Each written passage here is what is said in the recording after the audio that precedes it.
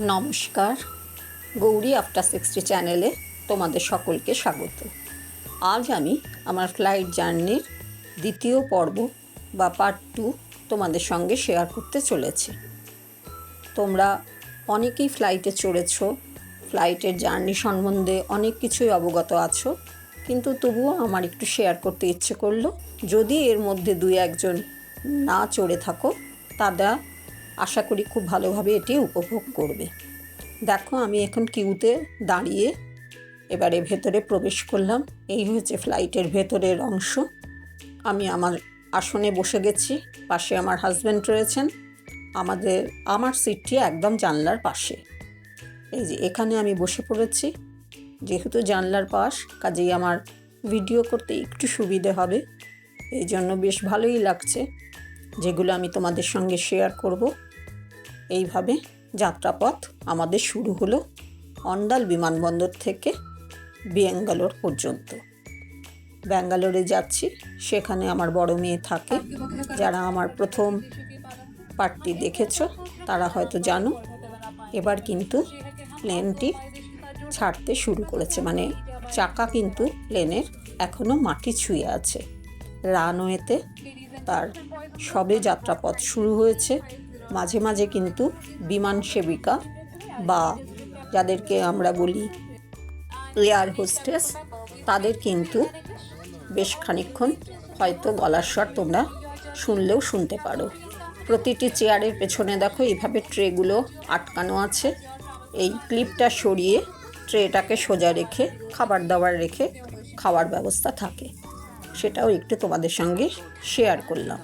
আর ওপরে যে ছোট ছোট নবগুলো দেখছো, এই যে একজন হাত দিয়ে ঘোরাচ্ছে, মানে যাতে ফ্যানের হাওয়াটি তার দিকে আসে, বা যদি দরকার মনে হয় তাহলে সে ঘুরিয়ে দেবে যদি বেশি ঠান্ডা মতন লাগে। এসি তো চলছে, কাজেই সেটাকে চারিদিকে ঘোরাবার একটা ব্যবস্থা আছে, সেটা তার সময় মতন সে করে নিতে পারে। রানওয়ে দিয়ে এখন চলছে প্লেনটি। নিচটা দেখলে বুঝতে পারবে।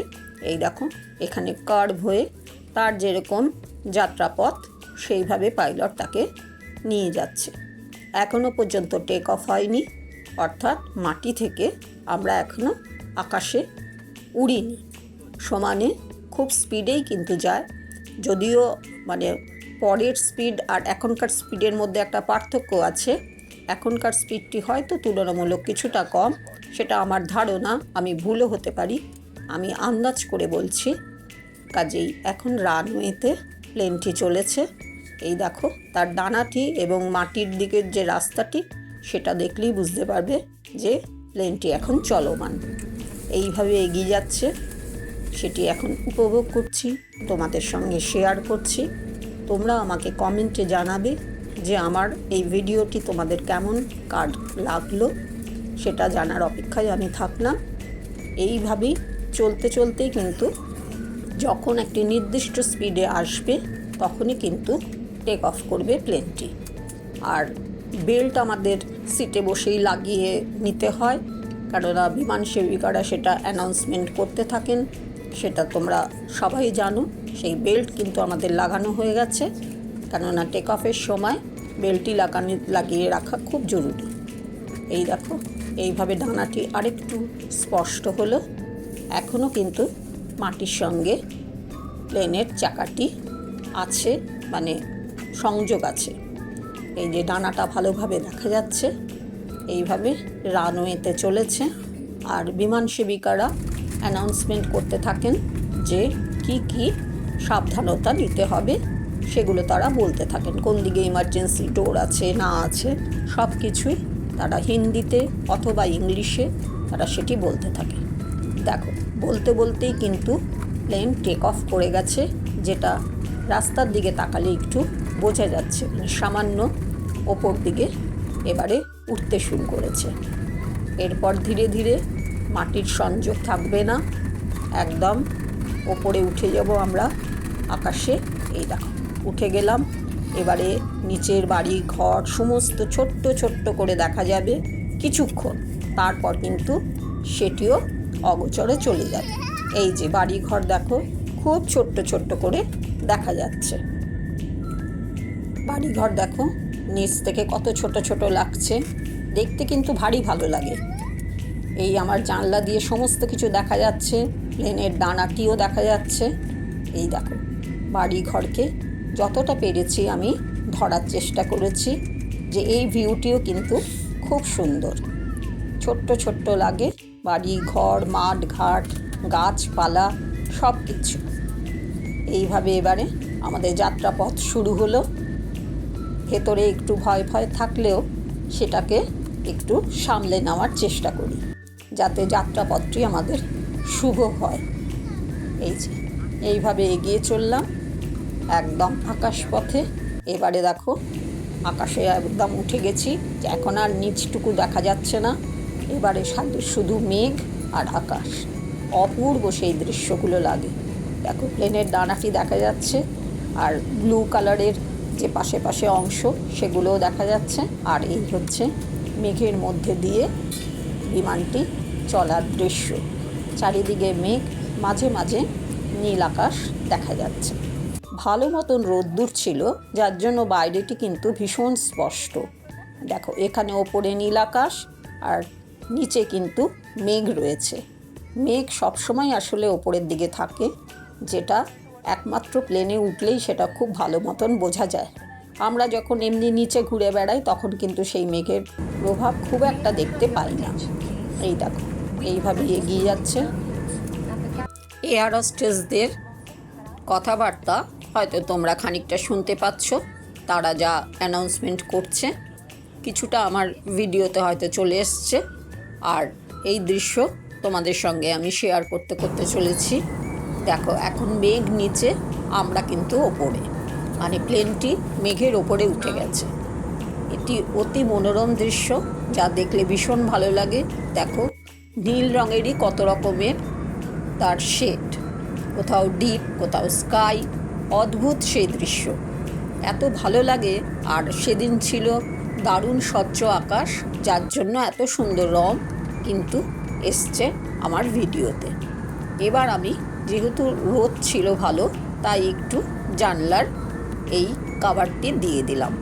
জানলাটি একটু বন্ধ করে খানিকক্ষণ থাকলাম, কেননা রোদের প্রভাবটি ভালোই ছিল। কিন্তু বেশিক্ষণ আমি সেভাবে থাকতে পারিনি, কেননা দৃশ্য তাহলে দেখা হচ্ছে না। তাই আবার খানিক বাদে এটাকে ওপেন করে দিয়েছি। দেখো মেঘগুলো কি অপূর্ব দেখাচ্ছে, যেন পেঁজা তুলোর মতন হয়ে আছে। আর বিমানের ডানাটিও তার সঙ্গে দৃশ্যমান। এই করতে করতে কখন যে 2-2.5 ঘন্টা কাটিয়ে ফেললাম। এবারে কিন্তু ব্যাঙ্গালোরে আসার আমাদের প্রায় আমরা এসে পৌঁছে গেছি বলা যেতে পারে। কেননা দেখো নিচ থেকে বাড়িঘর এবার কিন্তু দেখা যাচ্ছে, মানে ব্যাঙ্গালোর বিমানবন্দরে আমরা প্রায় পৌঁছে গেছি। এই দেখো ছোট্ট ছোট্ট বাড়িঘর দেখা যাচ্ছে, যেমন ওঠার সময় দেখেছিলাম আমাদের অন্ডালের ভিউ, মানে দুর্গাপুরের ভিউ। এখন আমি ব্যাঙ্গালোরের ভিউ তোমাদের সঙ্গে শেয়ার করছি। এই যে রাস্তাঘাট, বাড়ি ঘর, কোথাও গাছ, সমস্ত কিছুই ওপর থেকে অল্প অল্প করে দেখা শুরু হয়ে গেছে। মানে প্লেনের হাইট এবার ধীরে ধীরে নিচের দিকে নামছে, যার জন্যই কিন্তু এই বাড়িঘরগুলো দেখা আমাদের পক্ষে সম্ভব হচ্ছে। অপূর্ব লাগে সেই দৃশ্য, তোমাদের সঙ্গে সেটাই আমি শেয়ার করছি। তোমাদের কেমন লাগছে সেটা অবশ্যই আমাকে কমেন্ট করে কিন্তু জানিও, আমি সেই অপেক্ষায় থাকবো। দেখো মেঘে কি অপূর্ব সুন্দর সূর্যের ওপাশ থেকে আলো দেখা গেল, ভীষণ সুন্দর লাগছে। এই দেখো মেঘ থেকে সূর্যের আলোটা, মানে তখনও অস্ত যায়নি, তখন ওই বিকেল 5টা হবে সম্ভবত টাইমটা। সেই অবস্থায় এই অংশটি দেখা যাচ্ছে, খুব ভালো লাগছে দেখতে। ধীরে ধীরে প্লেন কিন্তু এবার নিচের দিকে নামছে, মানে আমরা এবার ব্যাঙ্গালোর বিমানবন্দরে পৌঁছনোর কাছাকাছি চলে এসেছি। আবার দেখো খানিকটা মেঘ দেখা গেল।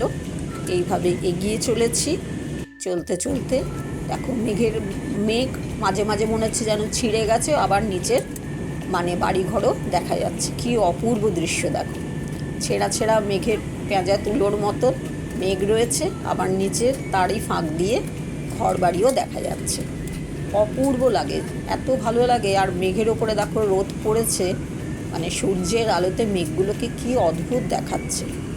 দেখো, এইভাবে মেঘরা এগিয়ে চলেছে একে একে, কী যে ভালো লাগে কি বলবো। তোমরা অনেকেই সেই মানে দৃশ্য উপভোগ করেছো, আবার আমি তোমাদের সঙ্গে সেটাই শেয়ার করছি। কি অদ্ভুত লাগছে দেখো, পুরো মেঘে মেঘময়, আর তার ফাঁক দিয়ে ধীরে ধীরে বাড়িঘর দেখা যাচ্ছে। এইভাবে এগিয়ে চললাম। আমার এই ক্ষুদ্র ক্যামেরায় যতটা পেরেছি আমি ক্যাপচার করার চেষ্টা করেছি। দেখো কি ভালো লাগছে, মেঘও রয়েছে, মেঘের ফাঁক দিয়ে নিচের পুরো শহরটিকেও মাঝে মাঝে ধরা যাচ্ছে। এই এখন একদম পুরো মেঘে পড়ে গেল, এখন আবার দেখো খানিকটা মেঘ, খানিকটা নিচের অংশ অনেকটা স্পষ্ট হয়েছে, মানে প্লেনটি আরও মাটির কাছাকাছি নামছে। এবার আমরা ল্যান্ড করার পালা। এখন দেখো মেঘে পুরো ছেয়ে গেল, মানে কখনো এইরকম দেখা যাচ্ছে, কখনো আবার তারই ফাঁক দিয়ে বাড়িঘর দেখা যাচ্ছে। মানে অদ্ভুত লাগে এই সময়টুকুনি, যখন একদম প্লেনটি ওঠে অথবা প্লেনটি নামে। এই দুটো সময়ই নিচের দৃশ্যগুলো এত ভালো লাগে যে তোমাদের সঙ্গে আমি শেয়ার না করে পারলাম না। এবার কিন্তু অনেকটাই দেখো স্পষ্ট হয়ে এসছে।